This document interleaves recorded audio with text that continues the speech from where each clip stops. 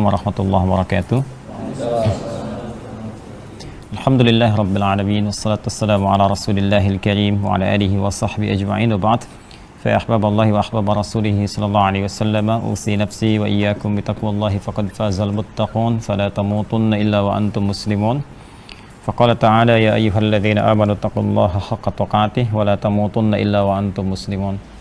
Saudara-saudariku dimanapun Anda berada, jumpa kembali dalam kajian Madrasah Al-Imam Al-Bukhari. Kita hari ini bersama para mu'takifin dan ada juga mu'takifat di bawah dalam prokes yang terbatas tentunya, menyesuaikan dengan kondisi pandemi. Semoga dalam kondisi demikian kita tetap semangat menunaikan ibadah dan diterima seluruh ibadah kita oleh Allah Subhanahu wa taala insyaallah. Ini sudah hari ke 22 ya. 22 Masya Allah, udah sebentar lagi ya. Sebentar lagi, biasanya kalau sebentar lagi itu sahabat bukan senang ya, tapi ada perasaan sedih gitu karena akan kehilangan momentum besar yang memang nggak didapatkan kecuali di Ramadan saja, sehingga mereka banyak bermohon kepada Allah kalau memungkinkan suasana setiap waktu itu seperti Ramadan, karena malam Al-Qadar cuma di Ramadan, pahala dilipat gandakan cuma di Ramadan. Lipat ganda pahalanya itu bukan lipat ganda biasa, jadi bukan 10 ke 700 ya, tapi langsung dari Allah sendiri yang nilai. Jadi nggak terbatas, bisa 1000 kali lipat, bisa 1.000.000 kali lipat dan sebagainya. Dan ampunan tiap waktu. Jadi kalau di hari-hari biasa ada misalnya waktu pertengahan malam saja atau di penghujung malam. Ada yang sifatnya dengan tempat, ada sifatnya waktu, ada sifatnya tempat, ada sifatnya keadaan. Kalau misalnya waktu dalam keadaan kita antara azan dengan iqamah di antara dua khutbah di Jumat. Kemudian di penghujung malam. Kalau tempat misalnya Masjid Al-Haram, Masjid An-Nabawi, atau di masjid. Kalau keadaan misalnya sedang terzalimi, ya sedang resah, sedang berjuang, itu cepat dikabulkannya doa. Tapi Ramadan itu setiap detik. Setiap detik. Jadi 24 jam siang malam Allah berkenan mengabulkan doa, bahkan mengampuni kita, dan hadisnya sahih semua. Ya, termasuk di Al-Bukhari itu ada yang pernah kita bahas sebelumnya. Maka dari itu gunakan seefektif mungkin ya sisa Ramadan ini, kurang lebih 8 hari ke depan, apa-apa yang belum kita capai di hari-hari sebelumnya, tilawah kita, doa-doa kita, capaian-capaian terbaik akhirat kita, dan semoga Allah menerima apa yang telah kita ikhtiarkan sampai dengan detik ini insyaallah. Baik, hari ini kita akan coba ambil edisi spesial meneruskan yang kemarin. Kita evaluasi pelajaran kita untuk diskusi dulu, tanya jawab seputar Ramadan. Dan saya ingin menepati janji kemarin, saya ingin tunjukkan beberapa kitab-kitab klasifikasi hadis.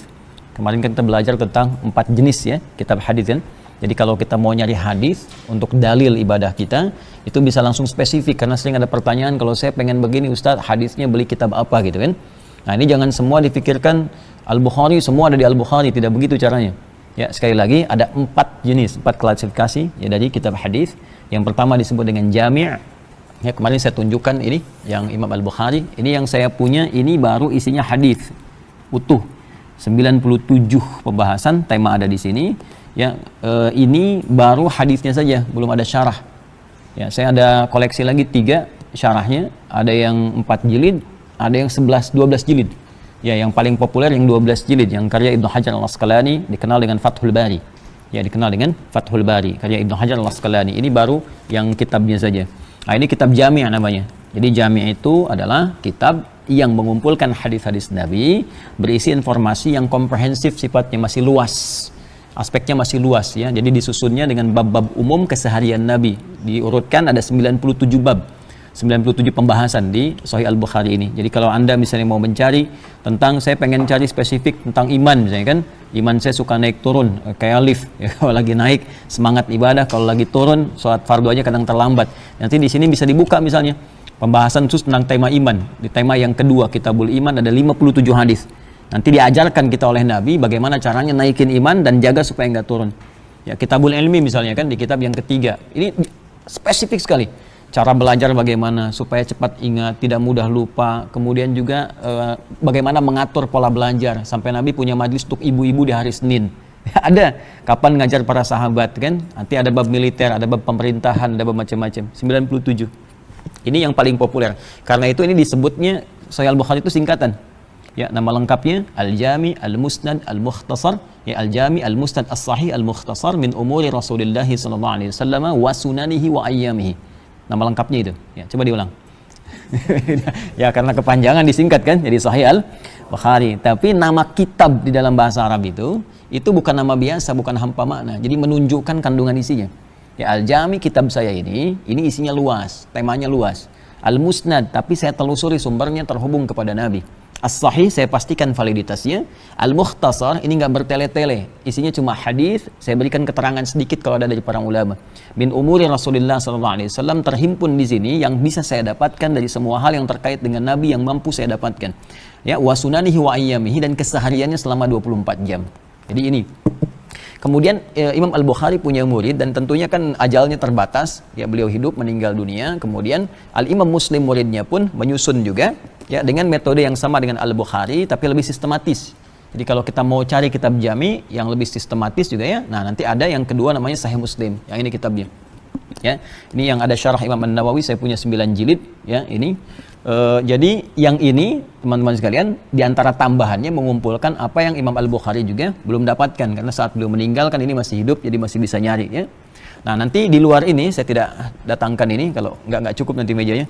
Jadi ini ada nanti kan meninggal, Imam Muslim meninggal, Al-Bukhari meninggal, hadisnya kan masih banyak, ya, karena keduanya punya keterbatasan. Begitu meninggal ada yang belum sempat dikumpulkan, maka muncul Imam Al-Hakim dari Naisapur. Nah, ini masih wilayah Tantan tuh. Ya, ini kan beliau dari Uzbekistan. Imam Al-Bukhari itu nama aslinya Muhammad. Ingat, bukan Al-Bukhari namanya. Nama aslinya Muhammad bin Ismail, ya, bin Al-Mughirah bin Al-Bardazbah. Karena berasal dari kecamatan Ju'fah, disebut Al-Ju'fi, Kabupaten Bukhara, Al-Bukhari, Provinsi Khorasan, negara Uzbekistan sekarang. Nah, di Arab itu kalau kita ingin menisbatkan kepada tempat, ingin mengenalkan, ini saya nih dari Bukhara, Islam sudah sampai ke tempat saya, maka tidak dikenalkan dengan nama aslinya, dia kenalkan nama daerahnya. Ya, ana Al-Bukhari, saya dari Bukhara, Islam sudah sampai ke tempat saya. Makanya Syekh Nawawi dari Banten mengenalkan ana Nawawi Al-Bantani, ana Yasin Al-Padangi, ana Ahmad Khatib Al-Minangkabawi. Ya, misalnya ini ada Pak Zul ke Mekah, ana Zulkifli Hasan Al-Cipinangi gitu, ya, Al-Lampungi, boleh, ya. Ya, atau nanti ada Pak Taufik Al-Pondok Kelapai, gitu, ya. Yang paling enak, paling nggak enak tuh Jakarta, makanya bilangnya Al-Betawi gitu, ya. Nah itu Ambasador Kazakhstan, ya, ini Tantan semua ini. Imam Muslim juga, kemudian nanti ada ini Imam At-Tirmidzi. Ini sudah masuk ke bab sunan. Ya, kalau sunan itu kitab hadis yang disusun berdasarkan urutan fikih. Yang tadi saya lengkapi dulu, nanti muncul Imam Al-Hakim dari Naisapur, nah, sehingga dikenal dengan Al-Hakim Naisaburi. Ya, Hakim Naisaburi ini nanti ngarang kitab namanya Al-Mustadrak. Al-Mustadrak itu yang disusulkan. Jadi ketika Imam Al-Bukhari, Imam Muslim wafat, beliau keluarkan metodologinya. Kemudian dari metodologi ini dengan syaratnya, carilah hadis-hadis yang belum ditemukan oleh keduanya. Maka ketika ditemukan, beliau beri nama, dikumpulkan jadi satu kitab, diberi nama Al-Mustadrak, yang disusulkan dengan syarat-syarat ketat pada kedua kitab ini. Kemudian kitab Sunan, nah ini contohnya. Sunan, ya. Sunan itu kitab hadis yang disusun berdasarkan tema fikih. Jadi kalau kita ingin mencari kebutuhan fikih, misal saya pengen cari tentang bab wudu, bab sholat, gitu kan, ingin spesifik ke situ, maka jangan cari kitab ini. Ini terlalu umum. Ya, Al-Bukhari Muslim terlalu umum. Ya, jadi persepsi kita kadang-kadang suka salah di masyarakat. Kalau bukan Al-Bukhari Muslim, nggak sahih gitu kan. Nah, itu kurang belajar ilmu hadis. Ya, kurang belajar gitu. Yang dimaksud di sini itu tema umum, masih luas. Ya, jadi kalau kita ingin masuk kepada bab fikih, carinya kitab Sunan, ya, seperti ini. Ya, sunan dalam pengertian fikih, ya, hadis, ya, bukan sunan dalam pengertian umum. Karena nanti ada sunan, ada sultan, itu beda. Di masa-masa sejarah, sunan itu ahli agama, ya, sultan itu kemudian penguasa. Jadi sunan dan sultan nanti dibentuk jadi umara dan ulama. Ya, jadi makanya muncul misalnya Sunan Kalijaga, ini kan Sunan Bonang, itu ulamanya. Muncul ke sini Sunan Kalimalang, Kalijodo, macam-macam. Ya, itu kalau ulama boleh-boleh saja sebetulnya untuk menunjukkan ulama. Tapi kalau di fikih, di hadis, ini menunjukkan kitab hadis yang disusun berdasarkan urutan fikih. Nah, saya ambil contoh misalnya begini. Bab tentang kita mau turun nih, ya, dari yang tidal ke sujud, kan? Sami Allahu liman hamidah, Rabbana wa lakal hamd. Mau sujud misalnya, mana yang duluan? Telapak tangan atau lutut duluan? Lutut. Ada yang pakai telapak tangan? Telapak tangan. Mau pakai telapak tangan, mau pakai lutut, nggak akan ditemukan di Al-Bukhari. Ini sampai kiamat kurang 2 hari nggak akan ketemu. Kenapa? Karena tadi masih umum temanya. Ya, belum terjangkau, bukan berarti nggak tahu, boleh jadi kan konsentrasi ke situ, detailnya, hanya umum saja. Adanya di Abu Daud. Dan yang pakai telapak tangan dengan pakai lutut, itu cuma beda 2 nomor saja. Yang satu dari Wa'il bin Hujar, yang satu dari Abu Hurairah. Jadi boleh keduanya, silahkan mau pakai telapak tangan boleh, lutut boleh, ternyata itu fleksibilitas. Karena memang nggak semua orang nanti bisa menggunakan cara yang sama. Biasa pakai lutut, cedera lututnya. Ya kan? Apa yang digunakan? Telapak tangan. Biasa pakai telapak tangan, ada masalah telapak tangan. Apa yang digunakan? Lutut. Ya, kalau nanti pernah ada orang yang agak ekstrim gitu kan, oh nggak benar itu kan, harus pakai telapak tangan saja atau lutut saja. Begitu bermasalah, apa yang dipakai? Kan nggak mungkin pakai kepala duluan, ya? Jadi harus itu yang kita pahami bersama. Ini kitab sunan namanya. 50 tahun tak sekarang kadang-kadang pakai lutut. Kadang-kadang pakai lutut. Nanti kita bahas nanti sampai sana di bab sholat. Nanti masuk gitu ya. Jadi nanti kita bahas lah di sesi itu ya. Ini Sunan Abu Daud, ini ya kitabnya. Kemudian ada Sunan At-Tirmidzi, ini juga. Ini termasuk bagus juga Sunan At-Tirmidzi. Ini nama aslinya Muhammad. Ya, nama aslinya siapa? Muhammad. Ya, tumbuh berkembang di Tirmidz sehingga dikenal dengan At-Tirmidzi. Jelas ya? Kemudian ada Sunan An-Nasa'i. Nah, ini. Ya, kita tunjukkan ini. Nah, nanti di lain ini ada Mu'jam, ya saya belum sempat datangkan. Mu'jam kitab hadis berdasarkan susunan periwayat. Kemarin saya sudah ceritakan panjang lebar. Kalau kita pengen anak kita seperti Ibnu Abbas, saya pengen Sayyidah Aisyah bagaimana kehidupan hariannya, berapa hadis diriwayatkan, maka buka kitab Musnad, di situ ada koleksi-koleksi sahabat Nabi, berapa banyak meriwayatkan hadis. Ya, seperti yang kemarin saya terangkan.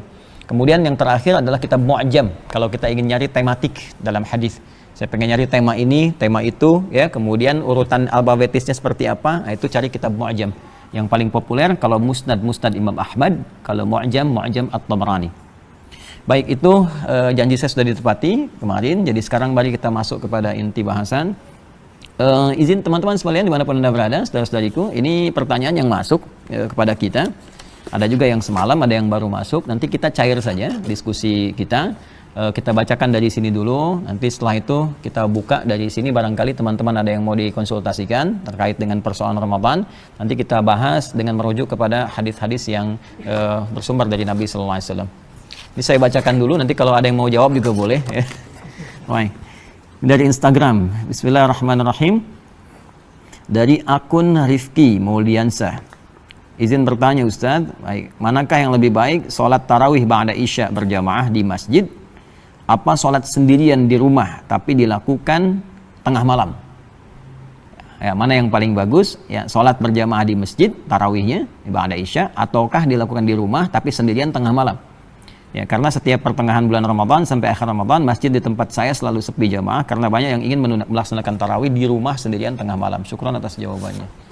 Wah, kira-kira gimana nih? Yang bagus gimana? Di masjid atau di rumah sendirian tengah malam? Dalilnya apa? Nih agama nggak boleh dikira-kira. Nanti kalau agama dikira-kira semua punya pendapat, kan? Kita kembalikan kepada keterangan Nabi Sallallahu Alaihi Wasallam. Ini kita bisa lancak di Al-Bukhari. Di Al-Bukhari ada kitab namanya Fadlu Qiyami Ramadan. Ya, Fadlu Qiyami Ramadan. Di halaman di sini 295 sampai 296. Nomor hadisnya 2010. Itu dari Umar bin Khattab radhiyallahu taala anhu, nanti sampai 2012 dari Sayyidah Aisyah radhiyallahu taala anha. Jadi kalau kita mulai di kitab ke-30 ya posisinya, jadi ada 97 kitab, 97 tema disebut kitab di Al-Bukhari itu. Setiap tema punya sub tema, disebut dengan bab. Nah, ini ada tema terkait dengan siam, puasa, baik itu tarawihnya, itikafnya dan sebagainya, itu nanti ada di kitab ke-30.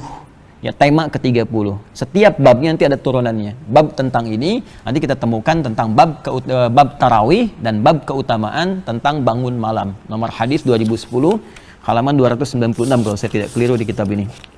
Yuk kita bacakan dulu ya. Kita masuk ke nomor hadis 2012 dulu teman-teman sekalian, karena di sini nanti kronologisnya baru muncul kemudian hadis Umar bin Khattab. Ya, ini betul ya. Saya bacakan. Ada yang bawa kitab ini? Yang anak-anak PKU? Ada santri PKU? Buka halaman 296. Ya, paling kanan. Ada kitabnya. Coba bacakan nomor hadis 2012. Bismillahirrahmanirrahim.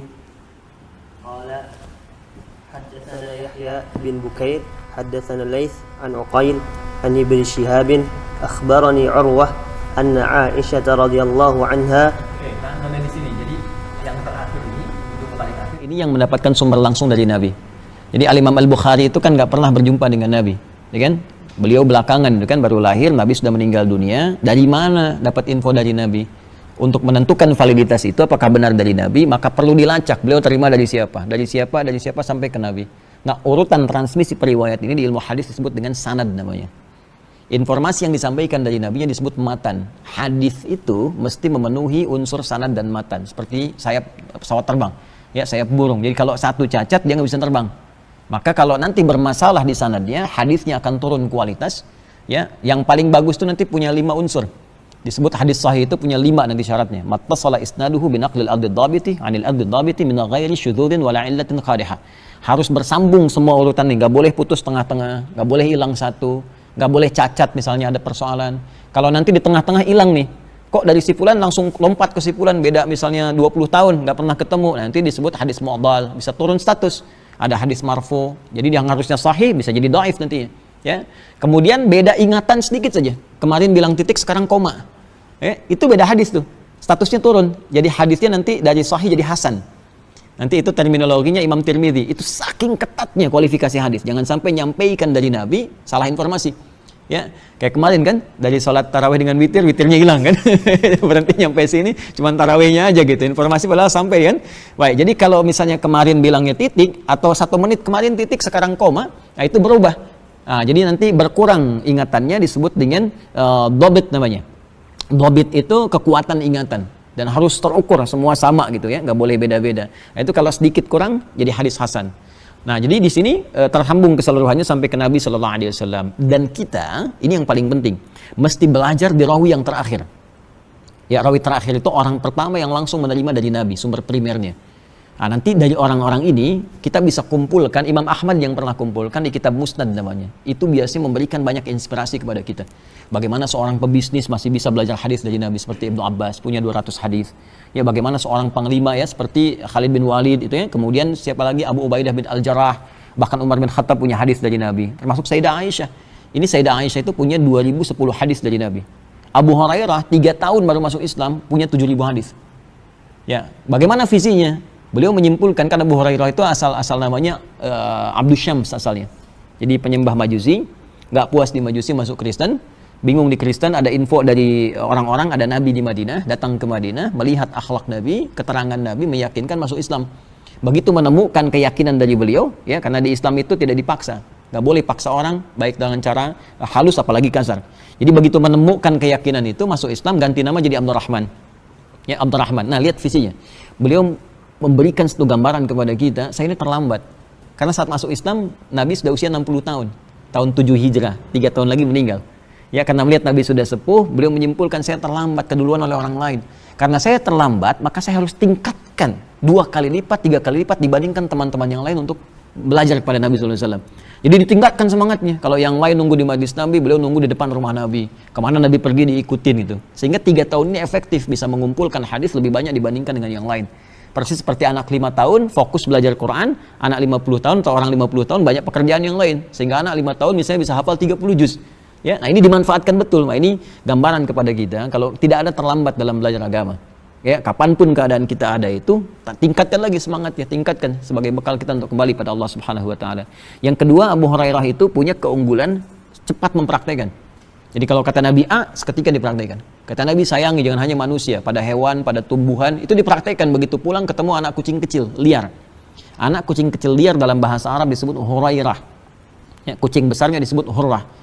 Begitu menemukan anak kucing kecil liar, nggak ketemu induknya, dia bawa, dia masukkan ke jubahnya, malam dia selimuti, lapar dia suapi, begitu kemudian jalan, ketemu Nabi, keluarlah anak kucing kecil dari jubahnya. Begitu keluar mengeong, kata Nabi, anta Abu Hurairah, kamu bapaknya anak kucing kecil, karena kamu perhatian terhadap anak kucing seperti seorang ayah kepada anaknya. Nah, itu ya, itu dia kisahnya kenapa disebut dengan Abu Hurairah. Belum ada Ummu Hurairah tuh ya. Kalau di rumah mau ada yang perempuan boleh. Nah, ini Sayyidah Aisyah inspirasinya. Ini seorang yang sangat gesit, ya, rajin belajar, gesit dan pengajar setelah itu. Jadi nggak ada hambatan di Islam, perempuan boleh ngajar. Istri Nabi ini sepeninggal Nabi ngajar. Ya, dan punya hijab gitu. Jadi nanti sahabat belajar dan beliau meriwayatkan dari Nabi 2010 hadis. Di antara hadis yang diriwayatkan beliau itu kebanyakan aktivitas Nabi di dalam rumah. Makanya hikmahnya kenapa Allah memberikan ilham wahyu kepada Nabi Muhammad dalam mimpinya menikahi Sayyidah Aisyah, kan? Salah satunya untuk disiapkan menjadi kader yang menyampaikan risalah sepeninggal Nabi. Karena kecerdasannya, kuat ingatan, nalarnya tajam. Karena itu sepeninggal Nabi itu langsung jadi dosen dari para sahabat yang pengen nerima hadis macam-macam. Gak ada orang bisa meriwayatkan di rumah Nabi. Siapa yang bisa meriwayatkan cara makan Nabi, cara mandi Nabi dan sebagainya selain istrinya, keluarganya. Itu diantara hikmahnya. Nah, ini akan beratkan kepada kita tentang bagaimana Nabi sholat malamnya dan kejadian apa yang menimpa pertanyaan tadi ini. Kita bisa jawab. Teruskan.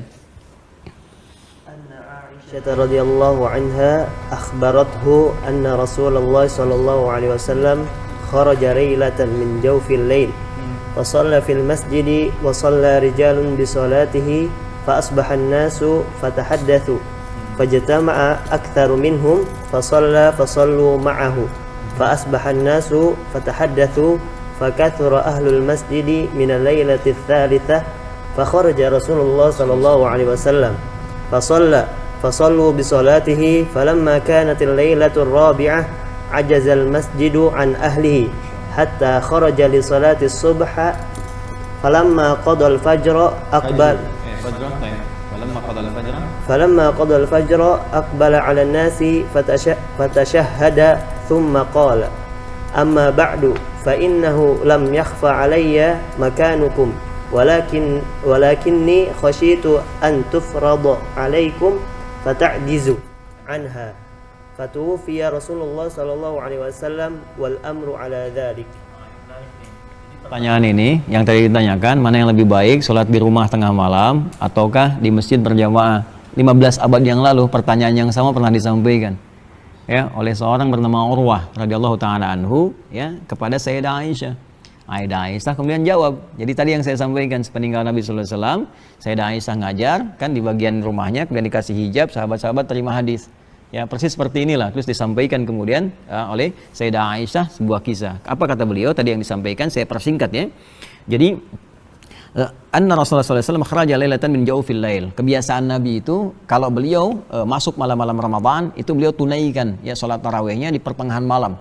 Ya, tengah-tengah malam gitu. Itu supaya lebih mendekat ke arah subuhnya dan supaya maksimal untuk ibadah. Karena biasanya kalau tengah-tengah malam itu di Quran surah Al-Muzammil, ya surah ke-73 di ayat yang ke-6. Itu ada redaksi begini dari Al-Quran, inna nasyi'atal laili hiya asyaddu wat'a wa aqwamu qila. Bangun malam itu lebih menggugah kepada jiwa dan memberikan sentuhan kepada hati lebih dalam. Karena suasananya lebih sedikit dari gangguan. Ya, kalau kita misalnya sholat kayak gini siang kan bunyi ini kedengaran, itu kedengaran, ya, semua serba terlihat dan sebagainya. Malam itu suasananya beda. Ada keheningan, ada kehusyuan, ya. Jadi dulu kebanyakan orang bangkit di malam harinya untuk menunaikan sholat, dan ini nanti dibiasakan di malam Ramadan termasuk bangkit lagi malam hari. Nah, cuma dulu kebiasaan Nabi sholat Isya istirahat, malamnya kemudian dibangun, dimaksimalin. Nah, beliau kemudian setiap pertengahan malam itu ke masjid. Karena kan ini rumah Nabi kan begini, yang sekarang kalau Raudhah kan, ini Raudhah, ya di Raudhah itu ada mimbar Nabi, kemudian di sini adalah kamar Nabi, di sini ruang yang ini kosong, ya ini yang karpet hijau dulu. Nah, kemudian yang karpet merah, ada merah ke sini, ada manik-manik di atasnya itu ukuran masjid Nabi di zaman Nabi SAW, cuman segitu. Selebihnya Madinah. Jadi yang sekarang Masjid Nabawi itu Madinah di masa Nabi. Madinah itu cuman segitu. Jadi kalau kita ke Kuba sekarang gitu kan, sholat 2 rakaat ke kiblatain, itu belum Madinah. Sekarang lebih luas. Jadi Madinah itu dulu cuma sekitaran Masjid Nabawi saja. Segitu. Nah, terus Masjid Nabinya, ya itulah yang ada lampu-lampu itu yang sekarang nggak ikut dirombak, nggak direnov. Ya, sekarang karpetnya diijauin semua. Dulu yang luarnya itu merah, yang raudhahnya hijau. Sekarang hijau semua. Ya, nanti insya Allah yang belum berangkat bisa disegerakan oleh Allah ya. Nah, dia cukup dengan amin, nabung siapin ya. Nah, jadi di sini ini wilayah Masjid Nabi. Nanti di sini ada misalnya sini ada rumah Nabi SAW dengan Sayyidah Aisyah, nanti ini rumahnya Sayyidah Fatimah dengan Ali bin Abi Thalib, ini ada istri-istri Nabi di sebelah sini, nanti ada malaikat Jibril kalau datang, ada babu Jibril yang keluar dari Baqi, ya, nanti ada rumahnya Umar bin Khattab di sebelah sini, nanti kalau ke sana saya tunjukin satu-satu biasanya, saya tunjukin, nanti jadi kita tahu suasananya bagaimana tempo dulu itu. Nah, dari sini Nabi kalau ke masjid tinggal keluar, buka pintu rumah, keluar masjid kayak gini lah, ya, turun, dibuka. Nah, itu tiap malam Ramadan, malam pertama beliau keluar, sholat. Orang ngelihat, oh Nabi sholat, jadi banyak gitu kan. Nah, jadi jangankan Nabi lah, sekarang aja kalau ada ulama besar malam keluar, orang ikut keluar kan, lihat gitu. Nah, ini Nabi keluar, orang ikut. Malam kedua lebih banyak, bahkan infonya itu nyebar langsung. Padahal belum ada yang seperti sekarang gitu kan, media sosial dan sebagainya itu ke kabilah lain datang, suku yang lain ikut datang ke masjid, sehingga malam ketiga itu masjid sudah nggak nampung. Di sini nggak disebutkan ajazal masjid an ahlihi, jadi masjidnya sudah nggak mampu nampung lagi, orang banyak keluar. Maka Nabi kemudian hari malam keempatnya nggak keluar, memutuskan dalam rumah saja. Ya, kemudian orang-orang udah nunggu, udah rame. Bahkan nanti di riwayat lain ada yang ngasih tanda ke Nabi dengan melemparkan kerikil-kerikil gitu ya. keluar nggak gitu. Nah, sampai subuhnya, lalu Nabi keluar menjelang sholat subuh. Kemudian setelah itu dikisahkan di sini, begitu selesai kemudian beliau keluar, selesai salat subuh itu, lalu beliau bangun, ngadap ke jamaah menyampaikan, amma ba'du, ya, terus bersyahadat, lalu beliau menyampaikan, aku tidak keluar malam tadi, ya, kalau dalam redaksi hadisnya sih kita katakan, amma ba'du fa innahu lam yakhaf alayya makanukum walakinni khasyitu an tuftaradu alaikum. Ya, saya ini tadi malam nggak keluar, bukan nggak pengen keluar, tapi saya ini mengerti bagaimana Allah memberikan penilaian kepada kita. Allah itu Maha Rahman, Maha Sayang, dan Maha Pencemburu. Jadi kalau ngelihat hambanya banyak senang ibadah, aku takut khawatir yang tadinya sunnah diwajibkan oleh Allah Subhanahu wa Ta'ala. Sehingga menjadi beban untuk kita semua. Yang aku khawatirkan bukan aku nggak keluar, tapi beban kepada umatku nanti yang jadi wajib tarawihnya. Ya karena itulah aku nggak keluar, kata Nabi. Maka dari sini banyak orang menyimpulkan berbeda. Ya terpecah-pecah. Sehingga menganggap bahwa karena Nabi balik lagi ke rumah, maka sholatnya di rumah lagi. Ya, maka sebagian ulama melihat kebiasaan Nabi setelah itu, disimpulkan ada sebagian melihat keutamaannya lebih utama di rumah. Malam-malam tekstual, ini penafsiran tekstual. Sama seperti madzhab kalau di fikih namanya zahiriyah. Jadi apa yang teksnya begitu itu yang diikuti. Karena Nabi setelah itu nggak ke masjid lagi, banyak di rumah, maka sebagian madzhab yang tekstual melihat, atau ada sebagian juga dari Maliki, kemudian juga nanti ada sebagian Syafi'i, ya Syafi'iyah, dan ada sebagian juga di Hanafi, itu menyimpulkan yang terbaik sholat sendirian di malam hari dan dilakukan sendirian di rumah. Ya, ini kejadian terus berlangsung sampai di masa Abu Bakar As-Siddiq, sampai di masa Umar bin Khattab ada kisah baru. Nah, Umar ini termasuk di kalangan sahabat Nabi yang jenius. Jadi nanti ada beberapa kalangan sahabat Nabi yang jenius, itu nanti ada Umar bin Khattab, ada Ibnu Abbas radhiyallahu taala anhuma, Ali bin Abi Thalib radhiyallahu anhu, kemudian Amr bin As radhiyallahu taala anhu. Ya, jadi nanti termasuk Khalid bin Walid di militer. Jadi semua punya wakilnya. Ya, kalau kita gini, kalau misalnya di politisi itu Amr bin As.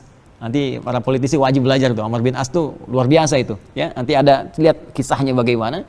Kemudian kalau di ilmuwan Ali bin Abi Thalib.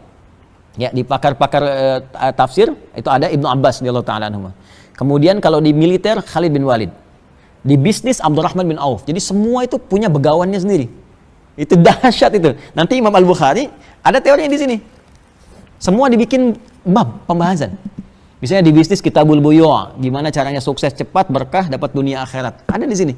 Kitab militer ada, kitab pemerintahan, Kitabul Imar, ada semua di sini. Dan ini dipraktikkan di luar, di copy paste. Ya cuma nama Islamnya kan ya ada. Dan kita nggak boleh salahkan.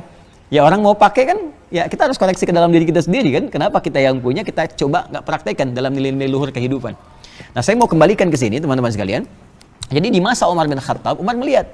Nah, hadisnya pindah ke 2010. Ini yang mau saya bacakan. Ya, saya cepat bacakan saja. Qala wa 'an ibn Shihab an Urwah ibn Zubair an Abdurrahman an Abdul Qari annahu qala kharajtu ma'a Umar ibn al-Khattab radhiyallahu ta'ala anhu lailatan fi Ramadan ya ila al-masjid fa idha an-nasu awza'un mutafarriquna yusalli ar-rajulu li nafsihi wa yusalli ar-rajulu fa yusalli bi salati rahtu fa qala Umar inni ara law jama'tu ha'ula'i ala qari'in wahidin lakana amthal. ثم عزم فجمعهم على أبي بن كعب ثم خرجت معه ليلة أخرى والناس يصلون بصلاة قارئهم قال عمر نعم البدعة هذه والتي ينامون عنها أفضل من التي يقومون يريد آخر الليل وكان الناس يقومون أوله. Paham? Belum. Nah, jadi di masa Umar, tadi saya katakan Umar itu jenius. Beliau bisa membaca konteks dari teks yang disampaikan. Ini maksudnya detailnya begini, ya tekstual atau kontekstual. Maka beliau baca, oh ini maksudnya kontekstual, kata Umar nih. Jalan beliau keluar ke masjid, kok sepi gitu. Sementara ini malam Ramadan. Dan masjid punya keutamaan, di Abu Daud kan disebutkan, orang ke masjid dapat 25 kebaikan, belum ngapa-ngapain. Jadi hadis ke masjid itu dahsyat ya. Kita baru datang ke masjid dengan niat ibadah, itu langkah pertama meningkatkan derajat, beri pahala. Langkah selanjutnya menggugurkan dosa-dosa kecil. Ya, sepanjang bukannya disengaja, yang harus ditobati. Sampai ke masjid dapat 25 kebaikan. Jarak satu ke dua 500 tahun. Dua ke tiga 500 tahun. Masuk sholat dapat 27. Dzikir dapat pahala lagi. Ya, beda kan dengan sendirian, apalagi di luar masjid kan? Maka Umar melihat, nah asal tarawih ini, asalnya kan ditunaikannya di masjid. Nabi kan ke masjid. Ya kan? Cuman karena Nabi khawatir jadi wajib, bukan karena nggak boleh di masjidnya. Tapi karena dikhawatirkan karena Nabi masih hidup, turun wahyu, kemudian tarawih jadi wajib. Karena khawatir wajib, maka Nabi pindah ke rumah. Jadi pindah ke rumah ini bukan mengesankan, ya menghindar dari masjid, tapi lebih karena sebabnya supaya tidak jadi wajib. Maka Umar menyimpulkan karena Nabinya sudah meninggal, nggak akan ada wahyu lagi. Karena itu Umar melihat akan lebih bagus dibalikin lagi ke masjid seperti semula Nabi menunaikannya. Maka ditunjuklah imam pertama namanya Ubay bin Ka'ab radhiyallahu taala anhu, termasuk orang yang luar biasa, tim ad hoc di masa Nabi yang mengumpulkan wahyu bersama Zaid bin Thabit, ya, bersama Abdullah bin Mas'ud dan yang lainnya. Maka jadi imam itu awal mula pertama ditunjuk imam. Kata Omar, kalau ada yang nyebut saya bid'ah, ini bid'ah yang terbaik. Ini bid'ah yang terbaik. Nah, ini muncul bid'ah hasanah itu dari sini asalnya. Jadi kalau ada yang nyebut saya bid'ah, ini bid'ah yang terbaik. Padahal bukan bid'ah. Jadi ini mengandaikan saja. Kalau ada orang kurang ilmu nuduh saya bid'ah, maka ini bid'ah yang paling bagus. Ya Umar siapa? Sahabat Nabi, dekat dengan Nabi, mertua Nabi, disebut masuk surga tanpa hisab bersama Nabi dari 10 orang. Lantas ada orang menyebut bid'ah, itu kurang minum susu. Jadi kata Umar, ini yang paling bagus, maka dibalikinlah oleh Umar, maka sejak saat itu muncul seperti kebiasaan sekarang. Nah, Umar kemudian mengambil, kalau ada orang yang ingin santai, agak enak, agak nyaman, silahkan, boleh malamnya dia bangun, tengah malam. Kalau ditunaikan ba'da isya pun silahkan. Maka Ubay bin Ka'ab itu mimpin ba'da isya. Nanti ada yang bangun lagi malamnya, ada yang dia nggak ba'da isya, ada yang malamnya kemudian dia tunaikan, ada yang kemudian kebiasaannya ditambah. Jadi ba'da isya dia ikut, malamnya kemudian dia bangun lagi sholat malam. Seperti di Mekah kebiasaan sekarang ataupun di Madinah. Nah, dari sini apa yang kita simpulkan? Kita simpulkan dari pertanyaan yang tadi, di sini ada 3 hal yang harus kita pahami dari jenis sholat sunnah. Pertama, sholat sunnah itu, teman-teman sekalian, itu ada 3 jenis. Ya, 1, ada yang bisa berjamaah, ada yang tidak berjamaah. Ingat itu ya, ada yang berjamaah, ada yang tidak berjamaah. Jadi jangan semua dijadikan jamaah. Misal, yang tidak berjamaah rawatib, tidak berjamaah, ya kan? Sholat duha, tidak berjamaah. Terus sendiri-sendiri, ya, jadi yang terlampau soleh misalnya kan ikut, kecuali anak-anak lah, anak-anak misalnya sekolah yang belum balik dilatih itu nggak ada masalah, ya. Kemudian ada yang sifatnya ditunaikan dengan berjamaah. Contoh, sholat 2 hari raya, Idul Fitri, Idul Adha, itu kan sunnah berjamaah. Kemudian tarawih, ya tarawih, termasuk qiyam malam hari itu, ya diambil tadi tahajud, ya sebagian tahajud nanti ada penguat di Abu Daud nomor hadis 1367. Ya saat Nabi sedang sholat sendirian, ya tiba-tiba datang Ibnu Abbas di rumah Sayyidah Maimunah, kemudian ngikut Nabi di belakang, ditarik oleh Nabi supaya sejajar. Itu sholatnya sholat malam tahajud, ya di nomor hadis 1365 sampai 1367. Ini saya tunjukkan supaya nggak dikira ngarang gitu kan. Nomor hadis 1367, ya dari 65 dulu, 306. Ini dia. Nah betul, ya. Nah ini 65 di sini, 67 di sini, 1367. Jadi di sini dikisahkan, ya teman-teman sekalian, nanti Nabi SAW menginap di rumahnya Sayyidah Maimunah, kemudian Ibnu Abbas ikut di situ. Ini hadis tentang doa bangun tidur, bagaimana dari Nabi bangun sampai Nabi tahajud. Ya, jadi kalau saya bacakan di ingatan saya misalnya, karena Nabi SAW istaiqadha min naumihi fajalasa. Ada Nabi SAW kalau bangun dari tidurnya beliau duduk, famasaha biyadihi min athari naumi, kemudian beliau menghapus dengan bekas ngantuknya. Jadi kalau bangun tidur jangan langsung beraktivitas. Sunnah Nabinya hilangkan dulu ngantuknya. Jangan dulu baca doa. Ingat, baca doa dalam keadaan ngantuk, apa yang dipahami dari baca doanya? Tiba-tiba baru alhamdulillah tiduran lagi, bangun jam 7 gitu kan. Jadi hilangin dulu ngantuknya. Setelah itu baca 10 ayat terakhir di surah Ali Imran, baca doa bangun tidur, kemudian dhahaba ila syinin mu'allaqah, pergi ke tempat tertutup berwudu, lalu menunaikan salat. Disitulah datang Ibnu Abbas.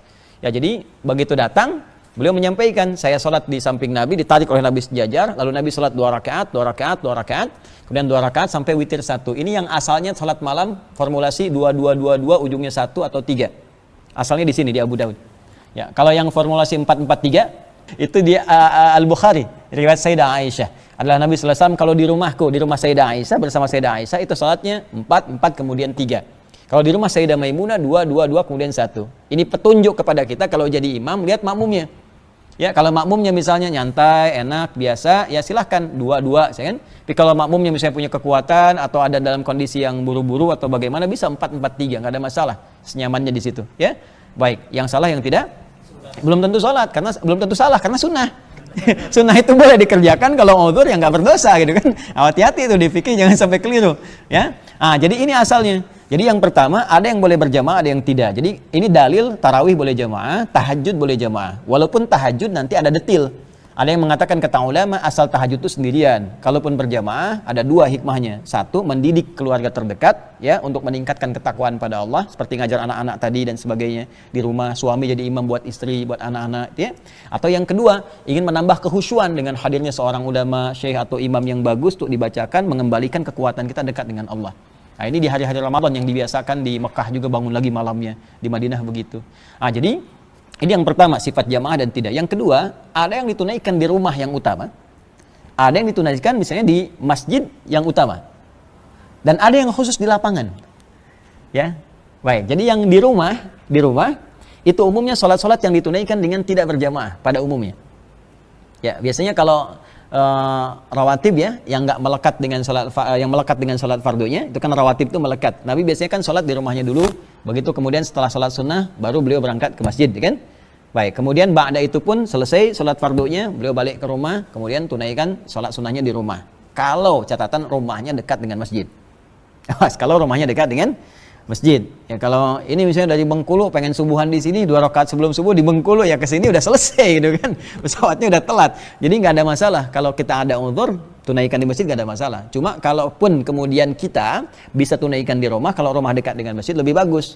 Apa di antara hikmahnya? Memperbanyak tempat sujud untuk bersaksi di hadapan Allah saat kiamat. Di surah Az-Zalzalah itu. Ya, yauma idzin tuhadditsu akhbaraha. Pada hari kiamat itu semua tempat yang kita pijak, benda yang kita gunakan akan bersaksi, bicara kepada Allah. Si fulan itu pernah pijak saya sujud, si fulan pernah duduk di tempat saya baca Quran, itu bicara. Makanya kata para ulama, komentarnya jangan banyak berbuat maksiat, jangan berbuat maksiat di setiap tempat kita pijak, karena semua akan bicara. Ya, walaupun kita rahasiakan itu akan bicara semua di hadapan Allah Subhanahu wa taala. Sekarang kan sudah jadi bukti.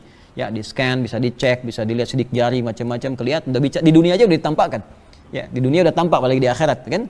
Jadi ini bagian yang pertama yang melekat. Nah, hikmah kalau di masjid pun kan pernah lihat tukar posisi ya, atau pindah, itu bukan kewajiban, tapi memang sunnah yang diarahkan untuk memperbanyak tempat sujud. Makanya ada yang geser, gitu kan? Dan nggak harus tukar posisi, ya, nggak harus tukar posisi, gitu kan? Di PAW pergantian antar waktu sholat. Jadi nggak harus begitu, maju dikit nggak apa-apa. Yang penting tempat sujudnya berpindah. Jadi nggak harus paksa orang lagi zikir begini, Pak, tukeran Pak, jangan ganggu orang gitu. Biarin aja orang zikir. Nah ini butuh ilmu juga. Kadang-kadang orang pahamnya harus tukeran. Orang lagi zikir, lagi baca Quran disuruh pindah kan? Nah itu jadi salah gitu. Ya, jadi biarkan orang zikir, biarkan baca Quran. Anda tinggal maju dikit atau mundur dikit. Ya, kalau memang mau tukeran, orangnya sama-sama mau, nggak ada masalah. Ini yang kedua. Yang ketiga, ada yang sifatnya di lapangan. Ya, lapangan. Ya seperti hari raya, karena harinya luas, banyak gitu kan, maka lebih utama ditunaikan di tempat yang terbuka lebih luas. Lapangan yang dimaksudkan, ingat ini yang penting saya garis bawahi. Yang dimaksud bukan menunjuk sebuah lapang dalam arti tempat. Tempatnya lapangan gitu, bukan. Tapi menunjuk tempat yang luas. Keluasan tempat. Jadi kalau masjidnya lebih luas dibandingkan lapangan yang ada, maka masjid lebih diutamakan. Ingat itu ya. Nah, hadis-hadis tentang lapangan ini asalnya begini. Jadi Nabi itu kan Masjid Nabawi kan belum seperti sekarang. Sedikit kan? Ya, karena sholatnya di tempat itu terbatas, terus banyak orang datang. Sholat itu kan boleh, perempuan haid boleh datang. Tidak sholat, tapi menyaksikan dan ikut berhari raya bersama itu. Makanya nanti saya akan bahas sebelum kita masuk sholat id, di 2 hari sebelumnya, sunnah-sunnah yang hilang sekarang. Ya, kenapa nggak kita sediakan posisi untuk perempuan yang tengah haid misalnya, ya dikasih tempat khusus, kasih makanannya, anak-anak dikasih bagiannya, berikan mainan, mungkin anak-anak yang senang mainan, anak-anak senang kue-kue, hadirkan di situ, jadi mereka merasakan raya.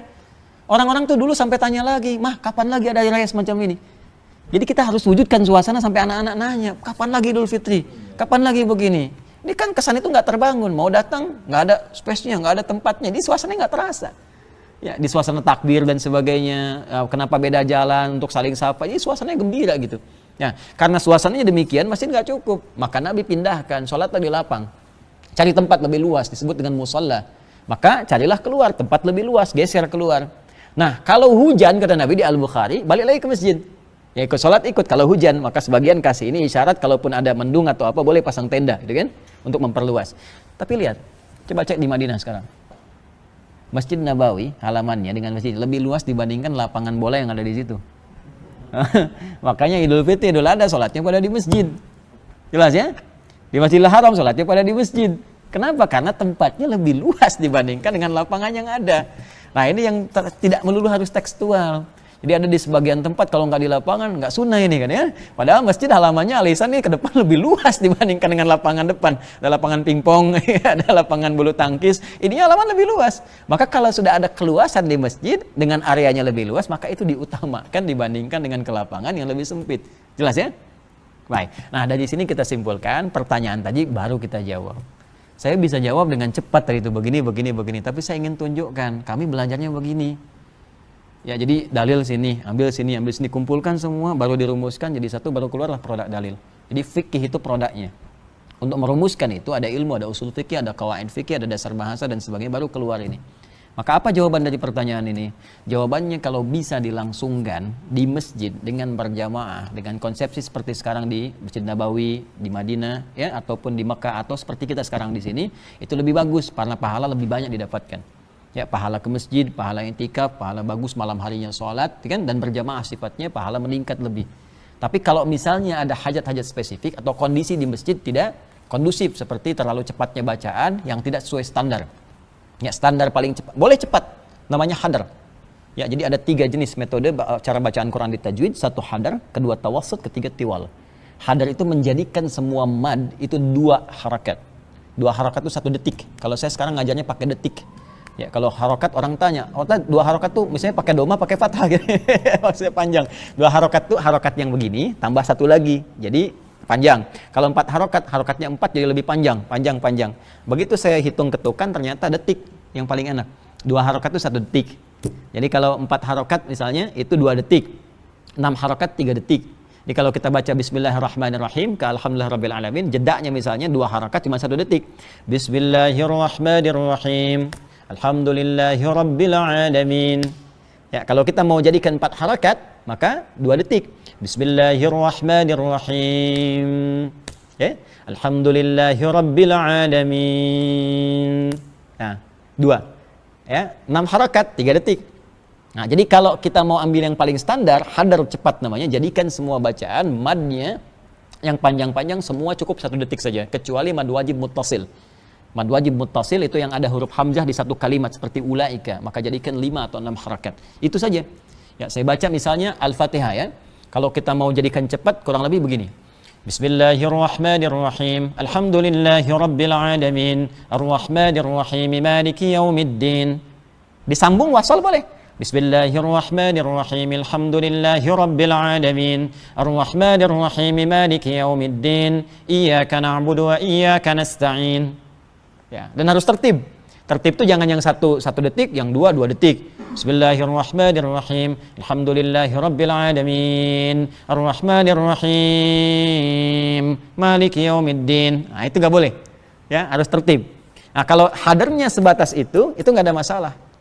Ya, mad jaiz bisa dibaca 2 harakat. Walladzina yu'minuna bima unzila ilaika wa ma unzila min qablik wa bil akhirati hum yuqinun. Ya, karena mad wajib muttasil baca 5 harakat atau 6 harakat. Ulaika ala hudam mir rabbihim wa ulaika humul muflihun. Boleh. Jadi dapat ayatnya lebih banyak.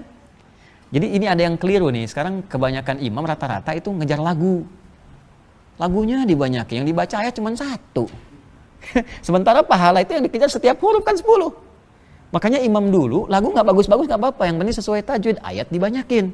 Yang sekarang lagu dikejar, ayatnya dikit. Jadi pahalanya dapat dikit, lagunya yang banyak. Ya. Nah, jadi makanya kalau mau pakai hadar, boleh. Kalau di luar standar itu yang bahaya. Ya. Amin. Allahu Akbar. Jadi 23 rakaat 7 menit. Anda bisa kebayang nggak, orang 11 rakaat 1 jam, ini 23 rakaat 7 menit. Itu dari mana datangnya gitu ya. Nah, ini yang banyak disoal kemudian.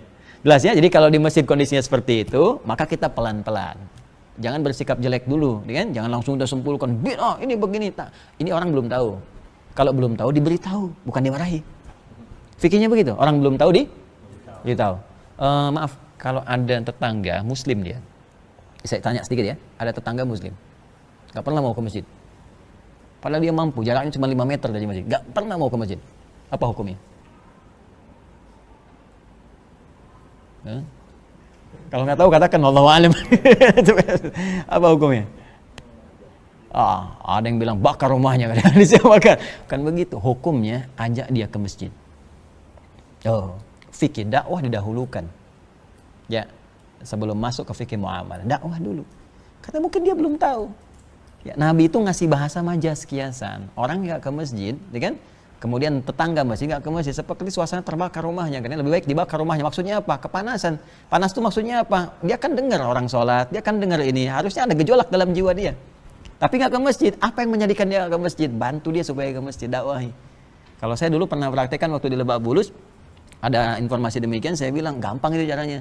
Nanti antum hari Sabtu setelah sholat subuh, ya kunjungi beliau, sebelumnya beli buah dulu.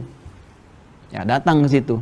Begitu dipraktekkan datang. Assalamualaikum Pak, aduh Pak mohon maaf, saya kira sakit tadi nggak ada di masjid, dia saya bawain buah, dia kan ngobrol. Wah itu duhurnya ke masjid, ya asarnya ke masjid. Itu akhirnya 5 waktu ke masjid, gara-gara buah tuh. Ya datang kunjungin. Ya, saya kira antum sakit gak ada di masjid gitu kan, tengok kan, oh iya ada uzur, nggak pernah ke masjid tuh. Jadi besoknya ke masjid dia, datang lagi ke masjid. Nah itu kan satu cara gitu. Ada sesuatu yang elok kadang-kadang lebih didahulukan dibandingkan hukum yang lain. Jadi kembali menjawab yang tadi, didahulukan di masjid lebih utama. Ya, kalau Anda bisa menghidupkan, karena ini kan sepi nih, berarti kosong kan. Kalau teman kita ini bisa menghidupkan ke masjid dan banyak orang datang, dia dapat pahala lebih. Karena dia menginisiasi, dan kalau ada orang datang lebih banyak lagi, maka dia dapat pahala dari orang-orang yang mengerjakan tanpa dikurangi sedikit pun. Hadisnya sahih 2 kalimat, man sanna fil islami sunnatan hasanatan falahu ajruha mithla ajri fa'ilaha min ghairi an yanqusa min syai'. Siapa yang memfasilitasi kebaikan dan dikerjakan kebaikan itu oleh orang lain, maka dia dapat bagian kebaikan itu tanpa dikurangi sedikit pun. Ya, kalau sekarang kalau saya suka bilang sesuai porsinya. Kalau ada pejabat misalnya bikin cuma tanda tangan aja. Ya, sholat berjamaah, waktunya sholat berjamaah, kan? Sholat, dan diedarkan tuh, dipraktekkan, itu modal tanda tangan, dapat pahala dari orang sholat tanpa dikurangi sedikit pun. Ya, tapi dia tetap sholat, dia dapat pahala, dia nggak sholat ya, sama aja dosa gitu kan. Nah ini baru satu nih kita jawab ya. Nah kalau kita mau jawab pakai fikih begitu, tapi kalau kita mau jawab pakai singkat-singkat ya kita bisa katakan ke masjid lebih utama, selesai, gitu kan? Nah, kalau nggak cocok silahkan di rumah, kan selesai gitu. Tapi kita nggak tahu konstruksinya seperti apa. Ini gambarannya demikian. Ayo dari sini ada yang mau didiskusikan? Silakan, Asman. Bismillahirrahmanirrahim. Assalamualaikum warahmatullahi wabarakatuh. Salam. Ustaz, di bulan Ramadan ini kan banyak keutamaan untuk berinfak, sedekah, dan juga ada kewajiban untuk berzakat, termasuk sebelum Hari Raya Idul Fitri nanti zakat fitrah. Nah, saya mau bertanya, ada sebagian orang mungkin yang karena satu dan lain hal gitu ya, menyatukan semuanya gitu, zakat, infak, sedekah, pokoknya disatukan. Secara kalkulasi singkat ini insya Allah lebih gitu. Yang pertama apa hukumnya? Pertanyaan saya yang pertama, apa hukumnya menyatukan itu semua? Kemudian pertanyaan yang kedua adalah kadang-kadang ada perbuatan baik kita gitu yang tidak sengaja, mungkin tidak sempat gitu membuat niat yang proper gitu ya. Kemudian niatnya itu di akhir atau membuat statement di akhir. Itu dianggap sedekah saja, itu dianggap infak saja, itu dianggap apa misalnya. Apa hukumnya kita memberikan statement pada tindakan yang sudah dilakukan duluan? Baik, itu 2 pertanyaan. Baik, yang pertama kita akan petakan dulu. Jadi ada pengumpulan yang disatukan, zakat, infak, sedekah, kan? Kemudian dikumpulkan, diberikan dalam satu yang bersamaan, satu waktu yang bersamaan. Ini pun nanti detailnya ada 2 kasus. Kasus pertama adalah ada sementara orang berpandangan kalau Ramadan itu meningkat, pahalanya, banyak pahalanya, sehingga dia kumpulkan yang zakat harus jatuh di bulan sebelum Ramadan, dia tunda ke Ramadan, kan? Atau ada kasus yang dimajukan saat Ramadan. Kasus yang kedua, nggak ada kaitan dengan itu, pokoknya dia keluar di Ramadan, misalnya, atau di luar Ramadan, yang penting dia kumpulkan. Nah, saya jawab dari yang kedua dulu, supaya lebih umum tadi, dari apa yang ditanyakan. Kalau kita menyatukan sifatnya sama, maka nggak ada masalah. Tapi kalau yang kita satukan sifatnya berbeda, maka harus didetilkan. Ya, zakat, infak, sedekah, termasuk salat, termasuk haji, umrah, itu punya satu nama dalam syariat, disebut sedekah. Jadi kullu ma'rufin dalam fikih, setiap kebaikan itu disebut dengan sedekah. Jadi sedekah itu sebetulnya asal mula untuk menunjuk setiap kebaikan yang dikerjakan dalam konteks syariat. Ya, sedekah itu asalnya sesuatu yang benar. Ya, jadi kenapa kita menunaikan salat? Karena menunjukkan kebenaran iman kita di hadapan Allah. Menunjukkan bahwa zakat itu benar, menunjukkan bahwa baca Quran itu benar, disebut dengan sedekah. Nah, kemudian dari ini dispesifikkanlah turunan-turunannya, detailnya. Seperti ada zakat. Zakat punya hukum wajib. Infak ada 2, ada yang wajib, ada yang sunnah. Infak kepada istri, ya keluarga itu wajib sifatnya. Infak kepada kerabat itu sunnah sifatnya. Kemudian turunan-turun di bawah itu ada hibah misalnya, pemberian harta juga. Nah, kalau kita kumpulkan ini semuanya dalam satu kalkulasi, maka mesti dijelaskan. karena punya sifat yang berbeda. Khawatirnya nanti memahami ini zis, mana yang zisnya, mana yang zakat. Karena zakat hanya boleh dikeluarkan kepada 8 golongan. Quran surah ke-9 ayat ke-60. Innamas sadaqatu, tuh zakat disebut sedekah. Ya, innamas sadaqatu, sungguh zakat itu. Kenapa zakat di sini disebut dengan sedekah? Bentuknya jama, ingin menunjukkan banyak manfaat dari zakat yang membuktikan kebenaran iman kita. Jadi begitu dikeluarkan, ini pembuktian iman kita dan manfaatnya jadi banyak untuk orang lain. Innamas sadaqatu, zakat itu hanya boleh dikeluarkan kepada golongan berikut. Pakai innama disebut adatul hasri yang membatasi hukum. 1 lil fuqara, 2 wal masakin, 3 wal amilina 'alaiha, 4 wal muallafati qulubuhum, 5 wa fir riqab, 6 wal gharimin, 7 wa fi sabilillah, 8 wa ibnis sabil. Pertama fuqara, orang fakir, orang yang enggak punya pekerjaan dan memang kehidupannya sangat sulit, enggak ada andalan di sini gitu kan. Maka ini golongan pertama diutamakan. Kedua miskin. Miskin punya pekerjaan tapi penghasilannya nggak mencukupi kebutuhan dia, kebutuhan pokoknya. Kemudian amilin 'alaiha. Ingat, bukan amilin tapi amilin 'alaiha. Ada alanya. Ala itu menunjukkan tarkiz, khusus, spesifik, spesialis. Jadi ada orang memang pekerjaannya ngelola zakat. Kayak sekarang orang bazis kan, basnas dan sebagainya. Dia meninggalkan pekerjaan yang lain untuk fokus ngurus itu. Sehingga tidak ada pendapatan dari yang lain. Maka itu boleh diberikan zakat dan digaji sesuai UMR, itu bisa diambil keluar dari situ, ya, dikeluarkan. Kemudian wal muallafati qulubuhum, maaf saya tegaskan lagi ya, ala itu tadi wal amilin 'alaiha ke situ. Jadi bukan orang nyambi, ya, oh ini ada wakil ketua MPR nyambi ngurus zakat, ya kan, menerima bagian zakat, itu nggak boleh, itu nggak boleh. Jadi boleh ikut bantu nggak ada masalah, tapi nggak boleh terima dari bagian zakat. Kemudian wal muallafati qulubuhum, orang yang hatinya dilembutkan untuk menerima Islam. Ada 2 golongan. Pertama non Muslim. Oh, hati-hati, non-muslim punya ketertarikan kepada Islam.